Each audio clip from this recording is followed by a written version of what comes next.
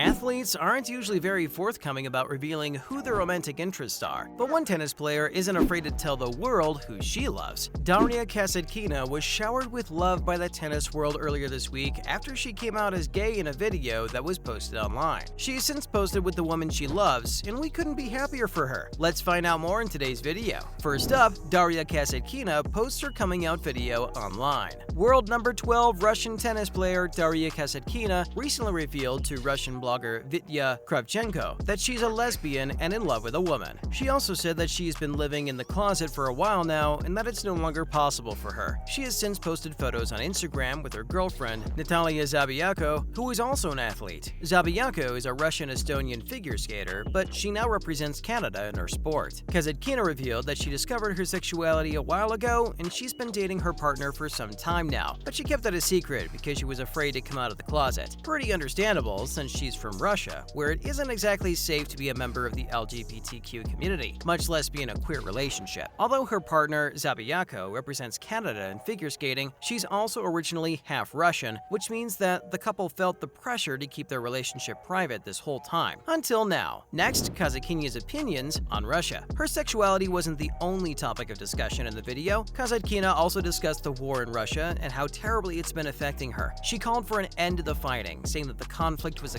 complete nightmare. When asked what's the one thing she wanted most in life, she replied that it was for the war to end. It really makes us think, doesn't it? We hear about the conflict in the news, but we don't realize that some people actually have to live through it. But she also said that after coming out, war isn't the only thing stopping her from returning home. She mentioned how Russia had multiple bills restricting the lives of LGBTQ+ people and how she, as a lesbian, would have trouble going back home, especially after coming out so publicly. She got visibly emotional as she mentioned her girlfriend, saying that she wouldn't be able to hold Zabiako's hand in Russia, but she couldn't keep living her life without being honest. Next, why did she come out now? According to Kasatkina, she took inspiration from other athletes who were breaking barriers and taking a risk by coming out of the closet. Most notably, she mentioned Russian footballer Nadia Karpova, who also came out of the closet recently. Kasatkina said that Nadia didn't just help herself by coming out, she also helped others like her find the courage necessary to tell their truth to the whole world. She spoke about the importance of influence and how they, as athletes and celebrities, have a responsibility to be an inspiration for young people who have a hard time conforming to society and need all the support they can get to truly be who they are. And Kasatkina, who's been having an extremely successful career, is even more influential, especially for teenagers and young people. Ranked as the #1 player in Russia this season, it's obvious that young people would look up to her and what she's doing. She even reached her first semifinal this year at Roland Garros, which means that she's also getting noticed on the global stage. This also means that her voice matters, and it's good to see that she's using it to stand up for what she believes in and being such a huge inspiration for young people everywhere, but especially in Russia. Lastly, how did the tennis world react? Pam Shriver, 22-time Grand Slam champion, was one of the first to support the Russian player, taking to Twitter to thank Kasatkina for coming out and being so brave as to share her story. She also said that it was extremely brave of Kasatkina to speak up against Russian attitudes towards the LGBTQ+ community. Ukrainian player Sergei Stakhovsky was next in line to express his support, saying that he had nothing but admiration for her freedom and that it took courage to do what she did. Renee Stubbs, another former player, had a very millennial response to the news, commenting "cuties" on the couple's Instagram post with a heart emoji. Ben Rothenberg also called what Kasatkina was doing hugely brave.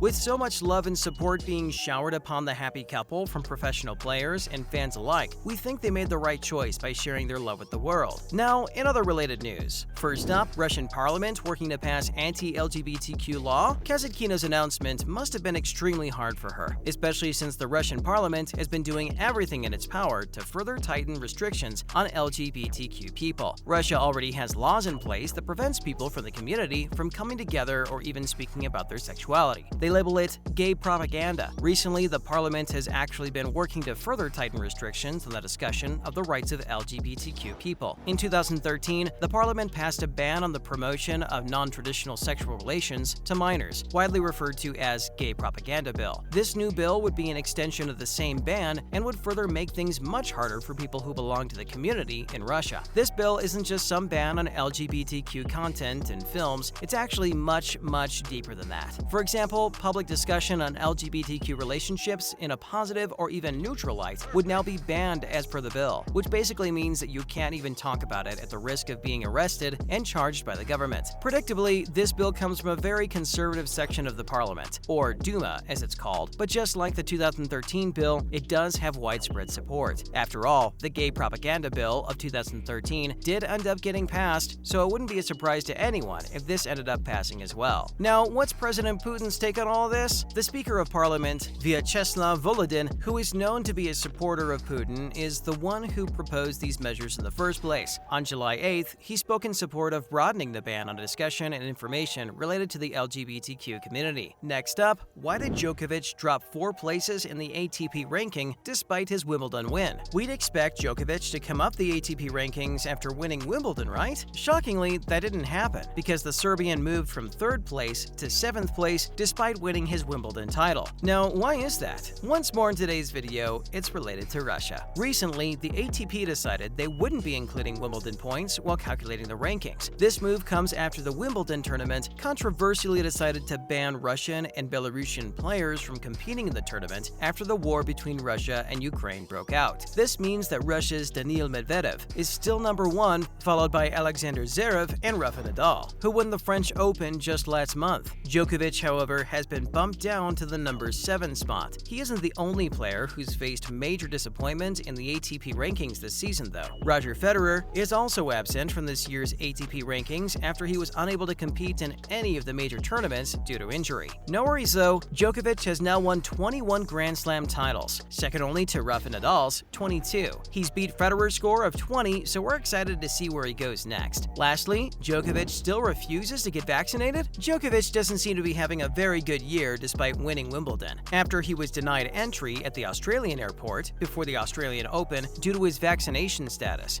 It looks like he'll be facing something similar at the US Open as well. The tennis star has said that he's still not vaccinated, and he doesn't plan to get vaccinated anytime soon either. According to him, the only way that he can play the US Open is if they lift the vaccine requirements to enter the United States. He said that when he was denied entry to Australia, he wasn't in a good place mentally because it prevented him from defending his Australian Open title against Medvedev. Despite his refusal to get vaccinated, Djokovic has said that he felt loved and supported by the crowd when he lifted the Wimbledon trophy and that he has no doubt that he's a great player. But what are the star's plans after winning the prestigious Grand Slam? Looks like he'll be on vacation. Novak has expressed his desire to take a couple of weeks off so he can recharge since it's been an extremely taxing year for him. We get it. It must be so hard to be former world number 1 and play multiple grueling tournaments within the span of a couple months. And when you're Novak Djokovic, everybody expects you to perform well every single time. Now, we understand why he needs to take a vacation. That's a wrap for this video. What do you think about Daria Kasatkina's coming out announcement? Let us know in the comments below. Make sure to give this video a thumbs up and subscribe to our channel for more videos like this. See you in the next one.